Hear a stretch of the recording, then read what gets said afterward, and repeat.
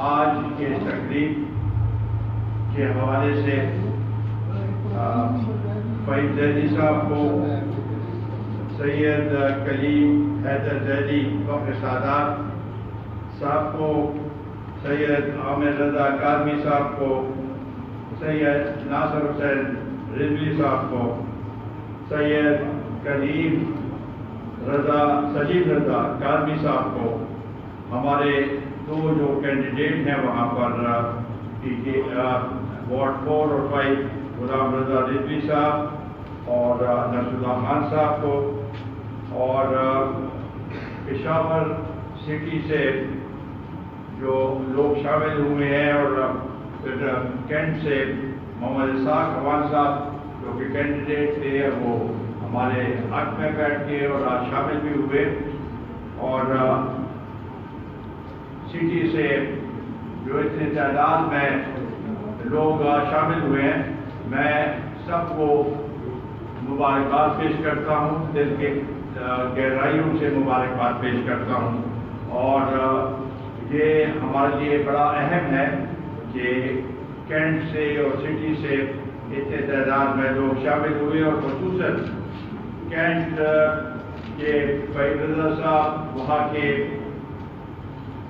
Peoples party کے chairman تھے، آج ان نے ہمارے ساتھ شرکت کی اور دعوت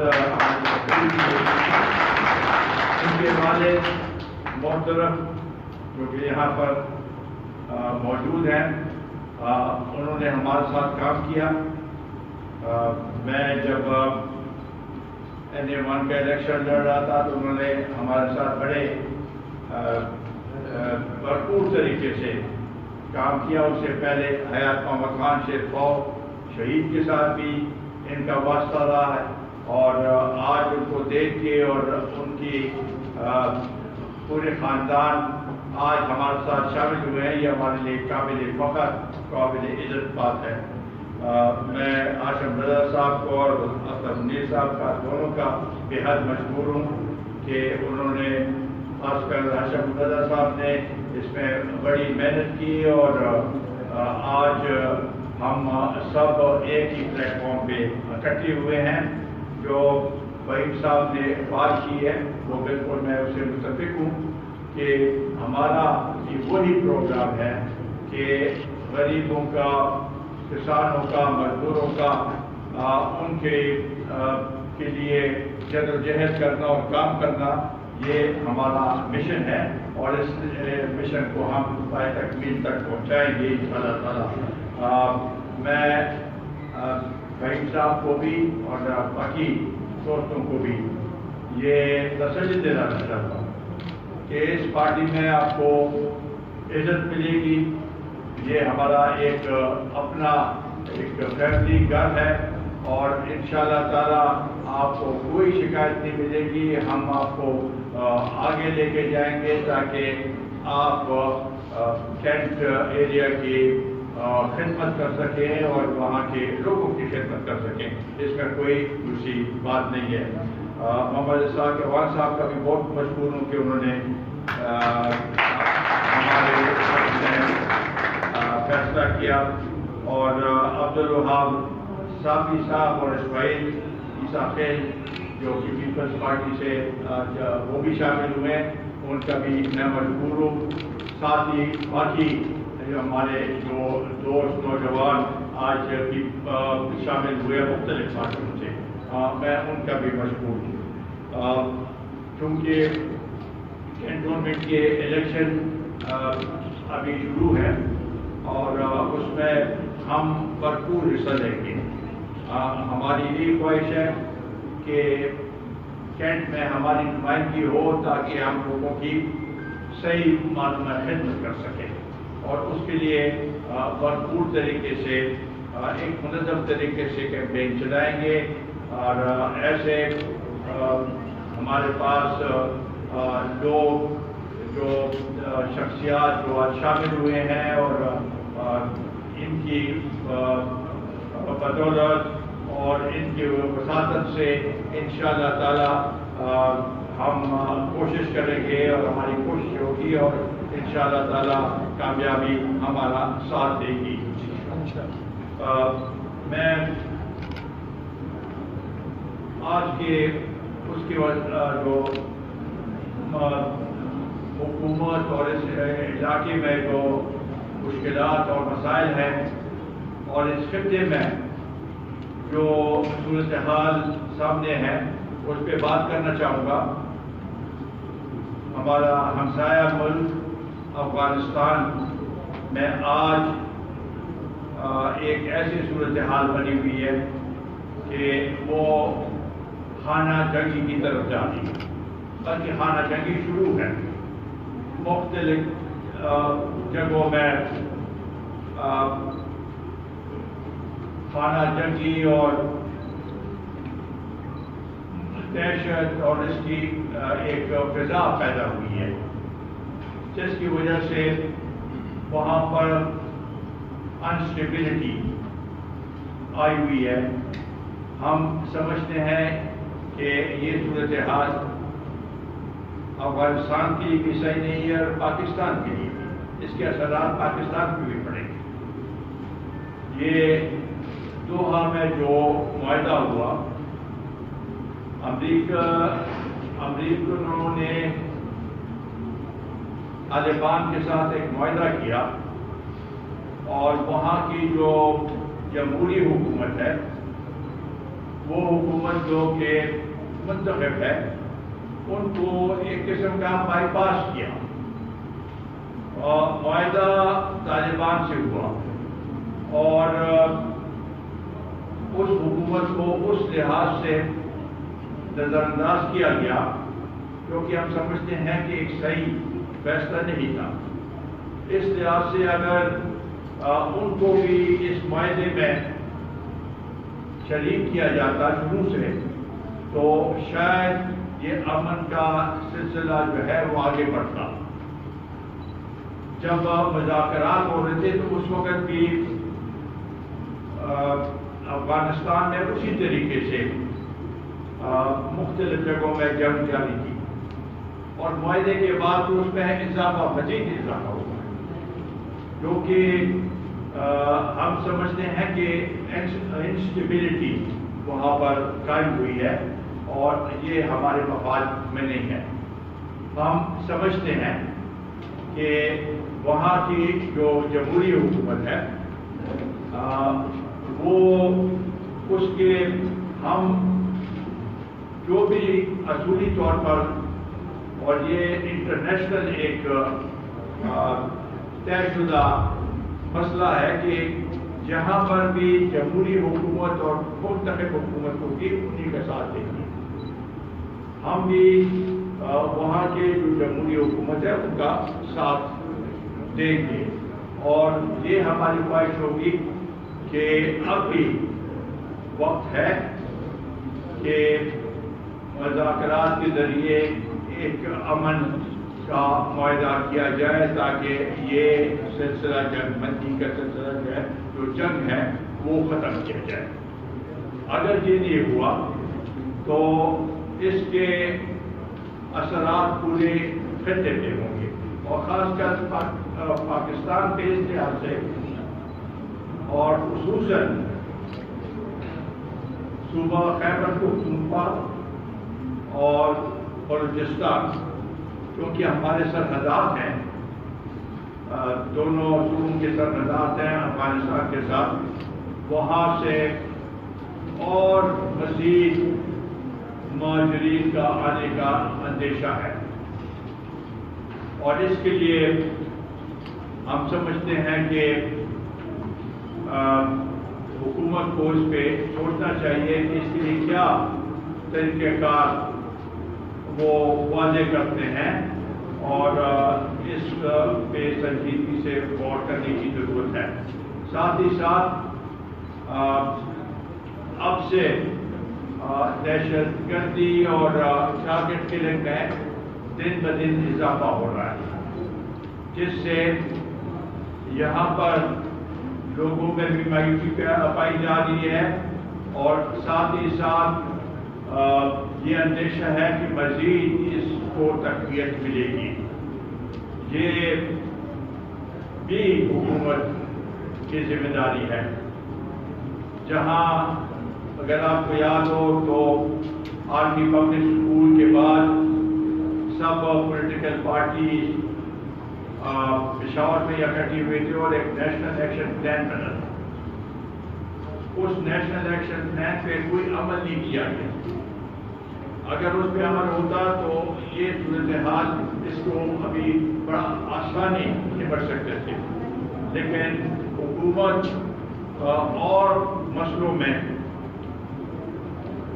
ان کی توجہ اور چیزوں پہ ہے اور ایسے اہم مسئلے پہ وہ توجہ نہیں ہے جو کہ ہونی چاہیے.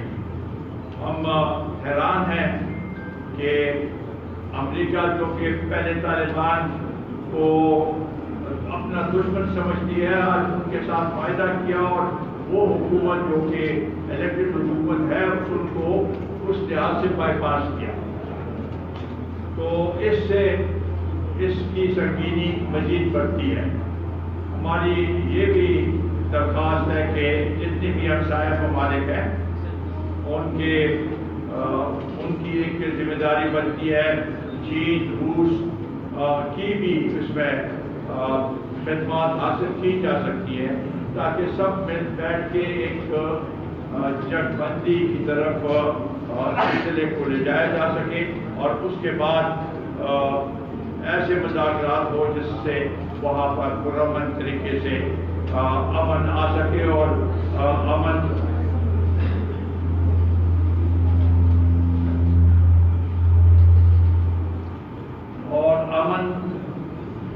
پائیدار امن ہو.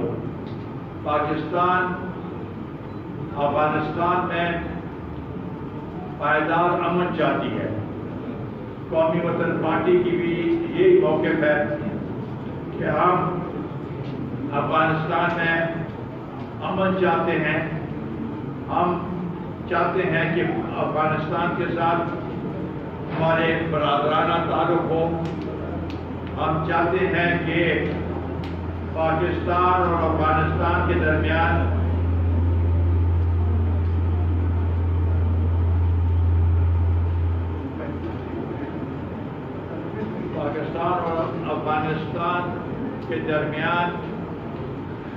جو بدگمانی پائی جاتی ہے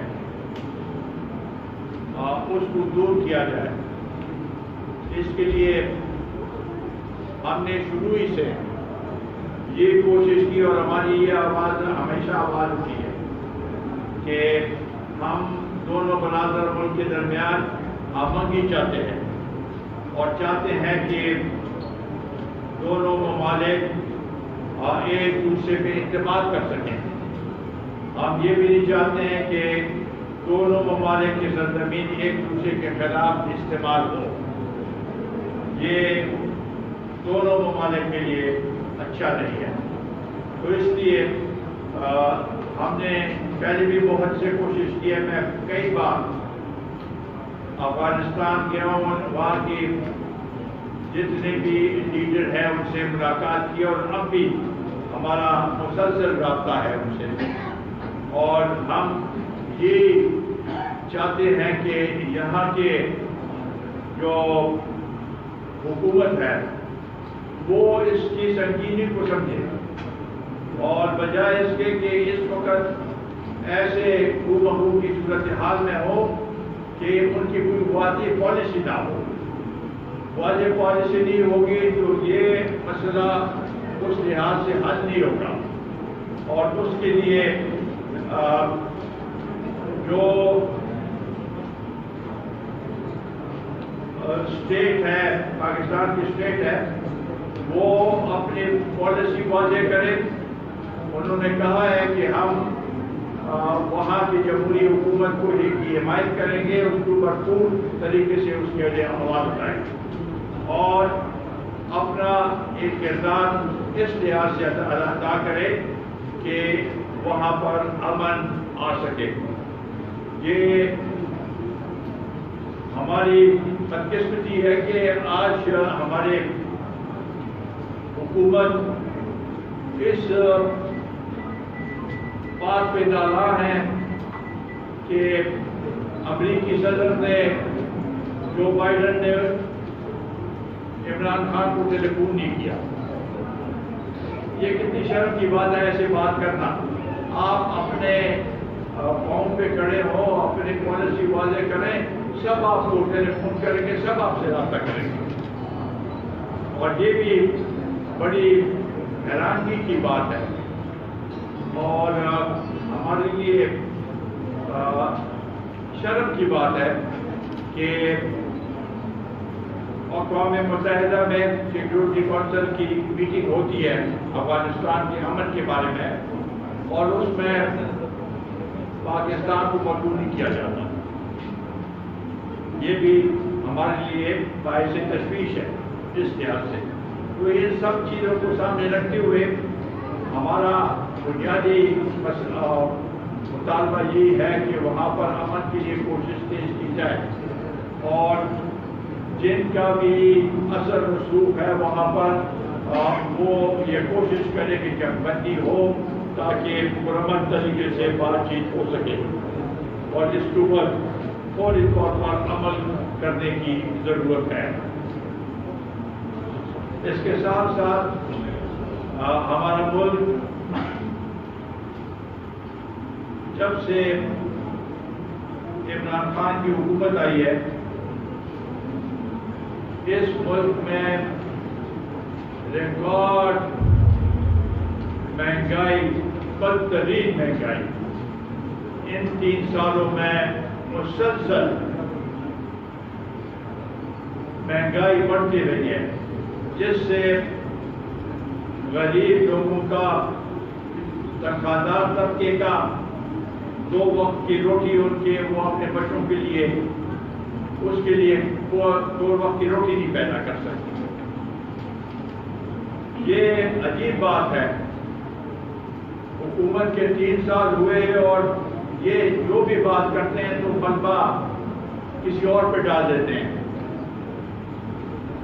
کبھی تو سابقہ حکومت پہلے آپ کہتے ہیں کہ جی بین الاقوامی سطح پہ مہنگائی کی شرح جو ہے 40% بڑی ہے, بڑی ہوگی, لیکن میں یہ پوچھنا چاہتا ہوں کہ اگر مہنگائی بڑی بھی ہے تو انڈیا میں کیوں مہنگائی کم ہے, سری لنکا میں کیوں مہنگائی کم ہے, بنگلہ دیش میں کیوں مہنگائی کم ہے, نیپال میں کیوں مہنگائی کم ہے اور ادھر زیادہ ہے. تو یہ تو کوئی آپ کا اس لحاظ سے کوئی جواز ہی نہیں بنتا اس دلائل کا. وہ بھی تو کرونا سے اور کووڈ سے متاثر ہوئے ہیں, ہم بھی متاثر ہوئے ہیں, وہ زیادہ متاثر ہوئے ہیں, انڈیا تو بہت زیادہ متاثر ہوئی ہے. تو وہاں پر بھی یہ مہنگائی جو یہاں پر پاکستان میں ہے یہ مہنگائی نہیں ہے.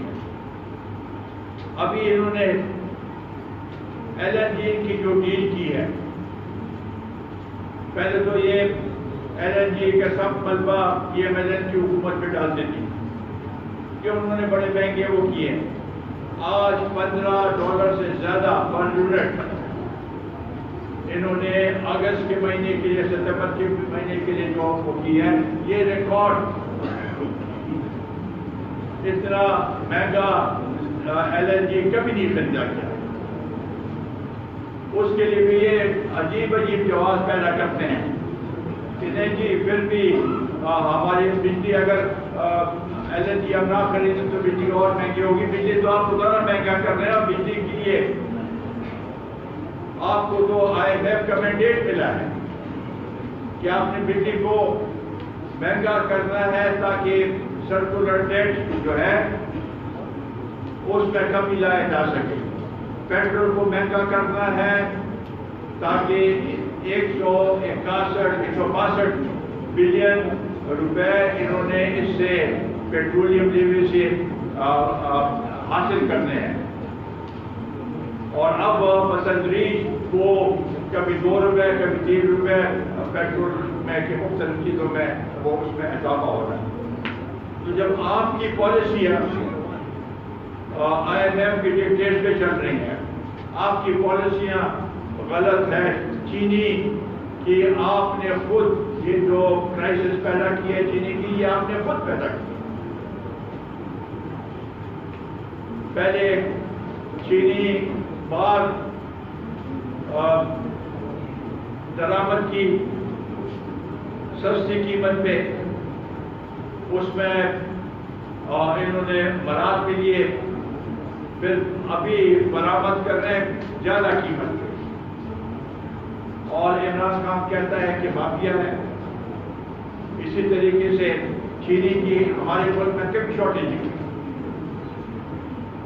وافر مقدار میں چینی موجود ہوتی تھی اور ہم ایکسپورٹ بھی کرتے تھے۔ آج 110 روپے سے تجاوز کر گئی گھی کی قیمتیں دیکھیں، آٹے کی قیمتیں دیکھیں۔ تو ہم یہ پوچھنا چاہتے ہیں کہ انہوں نے تو بڑا کہا کہ چینی میں بھی مافیا ہے، پیٹرولیم میں بھی مافیا ہے، گندم میں بھی مافیا ہے، وہ مافیا کہاں ہے؟ ان کے خلاف کیوں ایکشن نہیں لیا گیا؟ ان کے خلاف کوئی کارروائی نہیں ہوئی، ان کو NRO دے دیا گیا ہے۔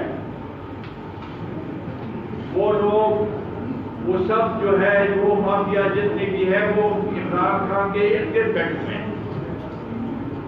تو ایسی صورتحال میں آپ کیسے کہہ سکتے ہیں کہ ملک میں مہنگائی کم ہوگی؟ ملک میں مہنگائی اسی طریقے سے اگر برقرار رہی تو غریب آدمی کا کمر ٹوٹ جائے گا، ٹوٹ گیا اور مزید ٹیٹ جائے گا۔ اگر ان کا یہ خیال ہے کہ چلے آئندہ جب الیکشن آئے گا تو ہم ایسے حالات پیدا کر دیں گے کہ لوگ ہماری طرف دوبارہ متوجہ ہو جائیں گے، کیا لوگ یہ بھول جائیں گے کہ یہ جو 3 سال انہوں نے جس مشکل سے گزارے ہیں، کیا یہ صورتحال بھول سکتے ہیں؟ اور نہ اس میں کمی آئے گی۔ یہ کبھی گروتھ ریٹ کی بات کرتے ہیں کہ گروتھ ریٹ ہم نے وہ کر دی ہے اور بڑھ جائے گا، کبھی کہتے ہیں کہ جی ہمارے جو ڈیفیسٹ ہے اس پہ کمی آ جائے گی۔ آپ غریب عوام کی بات کریں، آن گراؤنڈ لوگوں کو کیا سہولت دے رہے ہیں آپ؟ ابھی تو یوٹیلٹی اسٹور میں بھی ہر ایک چیز مہنگی ہو گئی ہے، ایک تو معیار بھی اس کا صحیح نہیں ہے اور چینی بھی مہنگی ہو گئی ہے۔ تو یہ ملک کے لیے ایک بڑا مشکل وہ ہے، اور اس سے ہر کوئی، ہر ایک گھر پریشان ہے۔ بجلی کا جب بل آتا ہے، گیس کا بل آتا ہے، یہ بھی ہم نے نہیں سنا تھا کہ گرمیوں میں گیس لوڈ شیڈنگ ہو، سردیوں میں ضرور ہوتی تھی لیکن گرمیوں میں، یہاں تو گرمیوں میں بھی گیس لوڈ شیڈنگ ہوتی ہے۔ تو یہ سب ان کی پالیسیوں کی، غلط پالیسیوں کی وجہ سے۔ عمران خان ابھی تو 3 سال ہو گئے، یہ کہہ نہیں سکتا کہ جی میں تو ابھی آیا ہوں، مجھے تجربہ نہیں ہے۔ یہ تو کہتا تھا کہ میں جب حکومت میں آؤں گا تو میرے پاس ایسے تجربہ کار لوگ ہیں کہ ہر ایک چیز کو ہم سنبھال لیں گے۔ کہاں گئے وہ لوگ؟ تو تیسری بات جو لوڈ شیڈنگ کی ہے، یہ بھی عوامی مسئلہ ہے۔ ہمارا صوبہ سستی بجلی پیدا کرتا ہے، زیادہ ہمارے مقدار جو ہماری کھپت ہے اس سے زیادہ بجلی پیدا کرتی ہے، لیکن سب سے زیادہ لوڈ شیڈنگ اس صوبے میں سب سے زیادہ لوڈ شیڈنگ ہوتی ہے۔ ہم یہ پوچھنا چاہتے ہیں کہ یہ ٹوٹلی ماں والا سلوک کیوں اس صوبے کے ساتھ کیا جا رہا ہے؟ کیوں لوگوں کو پریشان، سخت گرمی میں لوگوں کو پریشان کیا جا رہا ہے؟ یہ ہمارا حق ہے، اور ہر ایک جگہ جلوس نکالے جا رہے ہیں۔ بعض جگہ مقتدر لوگوں کے حلقوں میں جلوس نکالے گئے تو ان کو جیل میں ڈال دیا گیا۔ حالانکہ ابھی تو الیکٹرانک میڈیا اتنی وہ ہے، آگے ایڈوانس کر دی ہے کہ ان کے پرانے، اسی شخصیت کے پرانے اگر آپ ویڈیو نکالیں تو انہوں نے بھی یہ کہا تھا کہ یہ لوڈ شیڈنگ بند کرو حکومت کو، اس وقت حکومت کو کہا کہ بند کر دو اور میں نکلوں گا میدان میں. اب کیا ہوا؟ کیوں؟ اگر کوئی کسی مجبوری کی وجہ سے نکلتے ہیں تو ان کے اوپر آپ کیس بناتے ہیں، ان کو جیلوں میں ڈالتے ہیں. یہ کہاں کا انصاف؟ ہم انصاف چاہتے ہیں. یہ ملک میں بڑھتی ہوئی خواتین کے ساتھ، بچیوں کے ساتھ جو زیادتی ہو رہی ہے، اس کو ہم مکمل طور پر کنڈیم کرتے ہیں. اس کے لیے کوئی انہوں نے مؤثر قانون نہیں بنایا، اور اگر لوگ پکڑے بھی جاتے ہیں تو وہ کیس پائے تک نہیں پہنچتا، جس سے لوگوں میں، خواتین میں خوف و راس پایا جاتا ہے.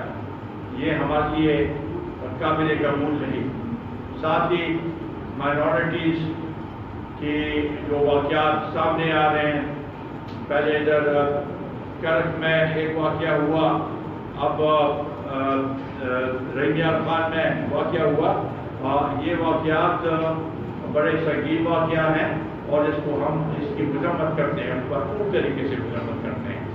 اور اس کے لیے بھی ایسے قوانین بنائے جائیں تاکہ ایسے پھول پروف اور جو لوگ اس میں ملوث ہوں ان کو کڑی سزا کی جائے. ہر ایک چیز ابھی سو موٹو چیف جسٹس کو نہیں لے سکتا، اور ان کی نااہلی تو اس حد تک بڑھ گئی ہے کہ چیف جسٹس ہی سو موٹو ایکشن لیتا ہے. تو لہذا یہ بھی ایک ہمارے لیے لمحہ فکر ہے. پاکستان اس لیے بنا تھا کہ ہم اس میں سب مل کے بھائیوں کی طرح رہیں، اور یہی ہمارا مذہب بھی کہتا ہے اور درس دیتا ہے، اور ہم کسی کو اس اوپر کارآمد ہوں گے.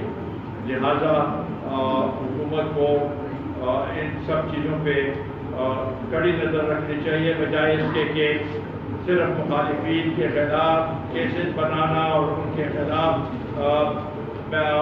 بیانات دینا. اس کے علاوہ اس حکومت کی کوئی کارکردگی نہیں. آپ دیکھیں تو ان 3 سالوں میں یا یہاں 8 سالوں میں ان کی کوئی کارکردگی ہمیں نظر نہیں آ رہی. تو ان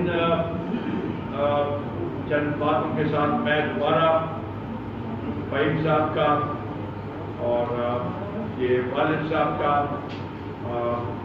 ہمارے باقی ساتھیوں کا جو آج ہمارے ساتھ شامل ہوئے ہیں، ان کا دوبارہ شکریہ ادا کرتا ہوں، اور انہیں یقین دلاتا ہوں کہ ان کو ہم بڑی عزت کی نگاہ سے دیکھیں گے، اور وہ اس فیملی کے حصہ بن گئے ہیں.